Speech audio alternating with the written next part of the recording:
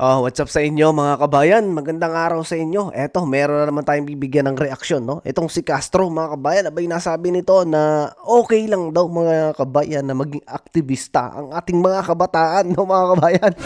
Kita mong pag-iisip yan. Tapos ito yung takbong senador, mga kabayan. Pero bago ang lahat na yun, mga kabayan, pakinggan muna natin ang napakagandang kanta ni Senator Manny Pacquiao, mga kabayan. Eto, pakinggan natin. Hmm. Bawat yugto ng sandaling Hmm. halos Di ko alam. Napakaganda mga kabayan. ang diwa sa ligayang nakamtan. Gamot na ba Tapos tayo diyan. ayaw ko nang tigilan? Hinahanap-hanap ko at Inaasam. Apakagaling mga kabayan ni Senator Manny Pacquiao kumanta. Tawa? Nang bawal na gamot. Apakalupit naman ang nakaisip na mag-edit nito mga kabayan. At ang nilagay nito yung nangiwi-ngiwi si Mr. President. Naku, grabe naman kayo, no? Grabe nyo naman ganyan si Mr. President mga kabayan. Diba? Isipin ninyo, ididikit nyo pa dyan sa kinanta ni Manny Pacquiao itong pangiwi-ngiwi na to. So, grabe. Katulad niyan mga kabayan, napakasipag ng ating Pangulo tapos ginaganto lang ng mga nag-i-edit. Grabe naman kayo, huwag kayong ganyan sa ating Pangulo. Kita ninyo, wala nang tulog-tulog, puro trabaho na lang tapos ganyan pa. Sus Mariusip talaga, grabe naman yan. Kaya pala dito sa nangyaring rally nila mga kabayan sa Dumaguete, yung isang gobernador, panayang sigaw ng BBM, yung mga taong nandun parang walang pakialam mga kabayan. Tapos nung nagsalita si Bungit, yung mga nandun, nagsisialisan. Ganyan nyo na bang itrato ang ating napakagaling na presidente? Nasa loob ng 3 taon, wala pang maipagmalaki. Na kanyang natapos na trabaho. Sus, Mariusip talaga mga kabayan. Grabe yung ganyan ninyo ang ating napakagaling na Pangulo. Ha? Kung kayo mga kabayan na hindi pa nagsasawa, or talagang nagugustuhan ninyo ang magandang trabaho ng ating Pangulo ngayon, mga kabayan, iboto ninyo ang lineup ni Mr. President. Sabi nga ni PRRD, kung gusto ninyo ng ganyan yung pamumuno, iboto ninyo, no? Iboto ninyo yung mga lineup niya na mga ang ilan diyan mga kabayan matagal na rin, no, na naging senador sa panahon nila mga kabayan. At ano ba ang nakita ninyong pagbabago? Katulad na lang ni Senator Manny Pacquiao mga kabayan. Gusto niya na mapaganda ang buhay ng mga Pilipino. Pero ano ba ang gusto niyang mangyari mga kabayan? Turuan na maging boksingero. Kasi sinasabi niya na nagmula siya sa mahirap mga kabayan. At siya ngayon mga kabayan, kita nyo, syempre mapera na yan mga kabayan, ha? Gagawa ng champion, no? Napakaganda ng ginawa niyang ano sa Pilipinas natin, sa bansa natin mga kabayan. Inangat niya sa larangan ng boxing ang ating bansa mga kabayan. Pero ano kaya mga kabayan ang gagawin yan para may angat ang mga Pilipino, 'di ba? Doon sa kanyang mga sinabing speech diyan sa nangyaring rally nila mga kabayan, parang ang gusto mangyari doon mga kabayan, turuan tayo na maging boxing hero para sa ganoon mga kabayan, umangat ang mga Pilipinong naghihirap, pambihira na yan. Kung itong katawan natin mga kabayan hindi magkakaigi diyan sa boxing na yan mga kabayan, baka isang suntok lang sa atin tayo tulog. Sus, eto mga kabayan, pakinggan muna natin si Castro, no? At ito yung may pinagmamalaki dito na sinasabi nito na ayos lang na maging aktivista ang mga kabataan. Sus, Mariusip talaga mga kabayan. Tapos ito yung takbo na senador. Ko, kakahiya mga kabayan. Pati mga kabataan gusto pa nito na ihikayati na maging aktivista. Ko, grabe. Pakinggan natin mga kabayan to si Castro. Okay, si Aldrin Santiago, una ko nang banggitin itong isang may katanungan dito. Kay Kong France, ano pong magagawa ng inyong pagkasenador para mabago ang negative perception ng tao sa mga student activist? Ito yung kadalasan nakikita natin mga estudyante mula sa UP, PUP, 'di ba? Na naglalabas ng kanilang mga panawagan or hinaing laban Saloobin. sa saloobin laban sa pamahalaan. Hindi Kong. hindi masama no yung pagiging aktivista. Actually, Mga estudyante ng PUP, no? Kasi madalas mga kabayan na nagrarally-rally diyan, yung mga hindi ko naman nila lahat mga kabayan na ang estudyante ng PUP at saka UP mga aktivista. Pero kadalasan talaga mga kabayan na nagrarally, dyan galing sa mga school na yan, ha. Kita ninyo mga kabayan, ha. Pakinggan nyo mabuti ang sasabihin nito ni Castro. Actually, ang mga aktivista nga, Mm. yan yung kumikilos para mabago ang ating mga palisiya, ang ating mga ginagawa sa gobyerno. Kaya tingin ko hindi naman siguro dominant yung pagtingin ng mamamayan na yan na negative sa mga aktivista. Kasi kung wala namang magsasalita, walang kikilos para mabago yung mga patakaran sa gobyerno, ay hindi tayo hindi tayo susulong bilang lipunan. Kaya Kita mo yung utak nito mga kabayan na pagiging aktivista, talagang pinangangalandakan nito mga kabayan. Ang gusto nila, yung theology nila, no? Na pagiging aktivista ang mayagpag sa ating bansa mga kabayan at i-destabilize yung government natin, no? Yan yung gustong ituro ni Castro mga kabayan pagka siya'y naging senador. Yan yung gusto niya, kita mo. Tanong nung isang hindi natin alam mga kabayan kung sino nagtanong, estudyante ba yon? Kung paano mababago ang pagtingin sa mga kabataang nagiging aktivista o sa mga aktivista mga kabayan. Alam naman natin mga kabayan na pagka aktivista, talagang against to government yan, 'di ba? Against sa pamamalakad ng gobyerno. Halos lahat mga kabayan ng naging pangulo o lahat ng mga naging pinuno sa bansa natin, nagrally ang mga yan mga kabayan. At wala silang nagustuhan mga kabayan. Isipin niyo simulat sa poll na nagkaroon ng mga namumuno, talagang laging nag-activist yung mga yan, laging nagrarally dyan at laging may hinaing sa gobyerno. Sino ba mga kabayan na naging pangulo dyan na hindi nagrally itong mga grupo na to ni Castro? sa akin, ako personally, naging student activist din ako. Hmm. So, Pinagmalaki pa nito mga kabayan na naging aktivista siya nung panahon niya. Kita mo, kaya pala ito nakasuhan mga kabayan, ganito ang kanyang pinagsimulan. Naging aktivista nung kanyang kabataan. wala namang naging problema at nakita naman natin yung ginawa natin sa Kongreso. Correct. Okay.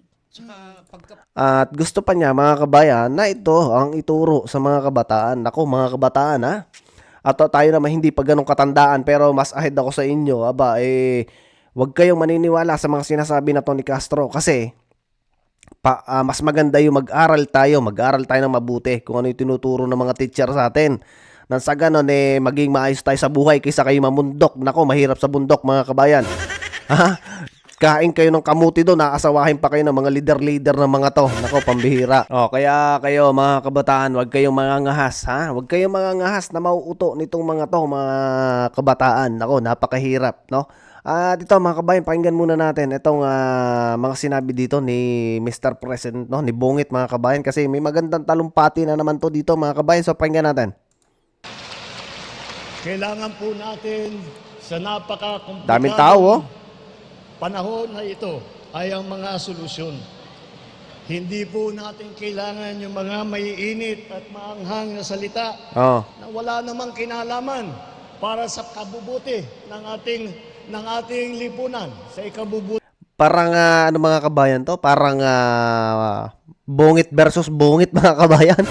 Kasi nung nakaraan, dalawang beses tong iba mga kabayan, taliwas yung sinasabi niya ngayon dito. Grabe itong tao na to. Laging lingo mga kabayan kasi epekto ng walang tulog. Ng ating kabuhayan. Mm. Ang mga kandidato ng alyansa ay kasama natin sa pagtataguyod ng interes at kapakanan ng bawat isang Pilipino. Ipaglalaban natin ang ating soberanyo at Yan. karapatan sa pamamagitan ng diplomasya at ng dignidad. Kamusta naman kaya mga kabayan yung Sabina Shoal?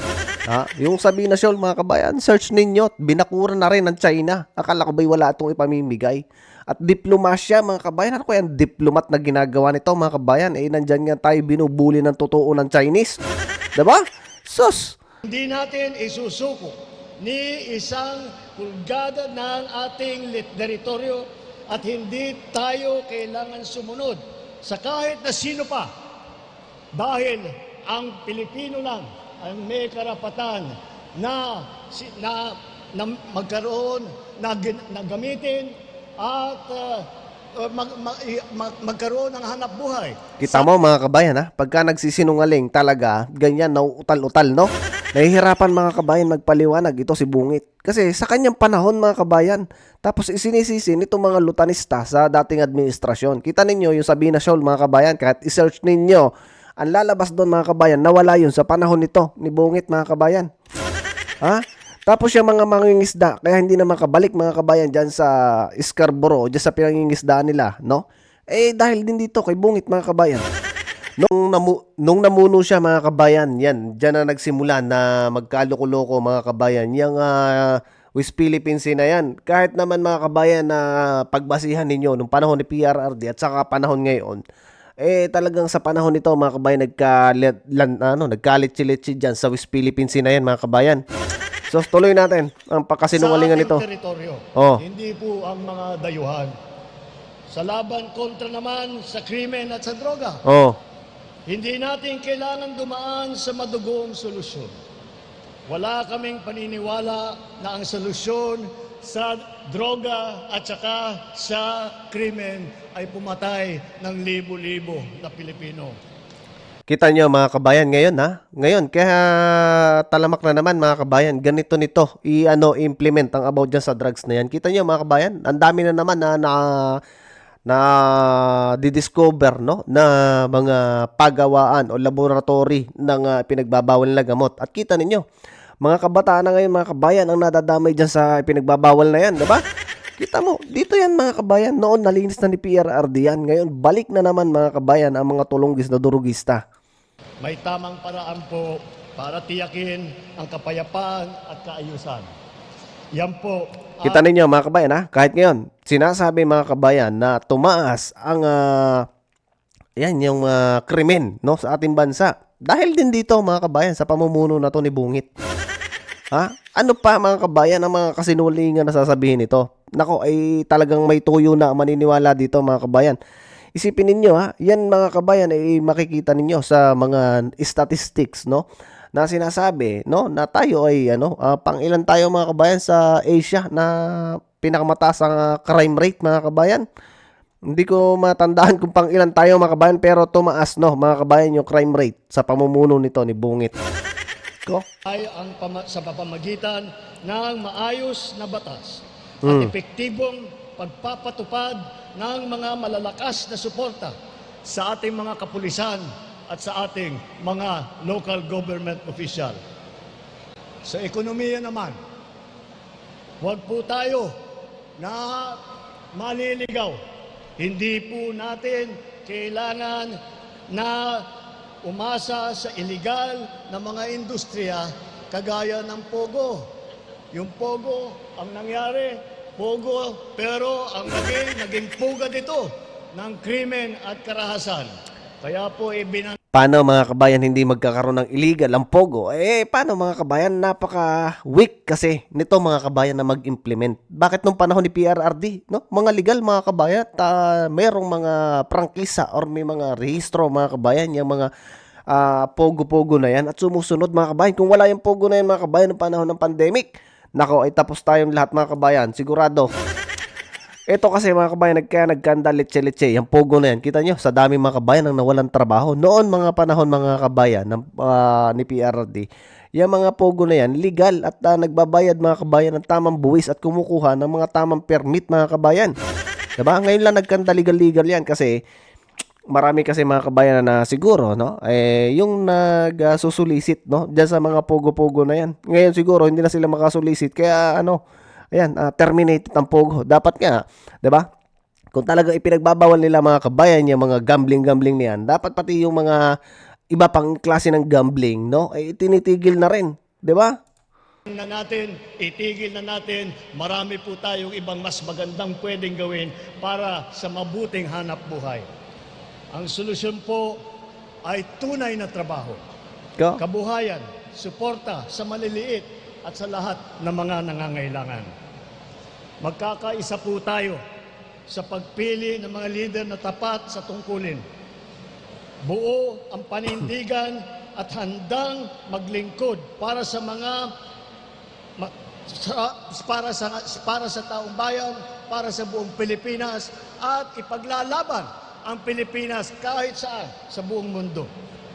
Puso nating suportahan po at iboto ang alyansa para sa bagong Pilipinas. Ito po ang aming mga kandidato. Ito po ang aming pinagmamalaki. Ito po ang magdadala ng kabutihan ulit sa ating bansa. Ang ating mga kandidato, Alyansa para sa Bagong Pilipinas. Mabuhay ang Alyansa para sa Bagong Pilipinas. Maniniwala pa ako mga kabayan na may pagbabago kung puro bago mga kabayan yung ating ilalagay. 'Di ba? Eh yung mga yan mga kabayan, yan lineup niya yan, matatagal na yan dyan. Ano ba mga kabayan, may nabago ba? Wala mga kabayan na bago, no? Ganun pa rin at ganun. Mas marami pa nga ngayon mga kabayan na naghihirap. At sinasabi mga kabayan ng statistics, no? Na yung mga nasa middle class noon mga kabayan, ngayon nasa lower class na. So ganun mga kabayan, gumanda ang bansa natin. Hindi naman sa pag-ano mga kabayan, ay yan yung reality na nangyayari ngayon sa bansa natin. So ayun mga kabayan, hanggang dito lang muna ang ating video. At sa mga bagong subscribers natin, maraming salamat sa inyong pag-subscribe. At sa mga hindi pa, ayan, mag-subscribe kayo dyan mga kabayan. At sa mga nagla-like at nag-share, ayan, maraming salamat. Siyempre, magbigay din kayo ng inyong opinion dito sa ating video na to mga kabayan. Mag-comment kayo dyan na sa ganun mga kabayan, makita natin ang inyong mga opinion. So adjust muna mga kabayan. At ayan, ang mga panlaban natin mga kabayan dito sa pambato na to ni Bongit. Ayan, kita ninyo, puro mga matatalino yan, puro may mga gandang background sa pagiging lawyer.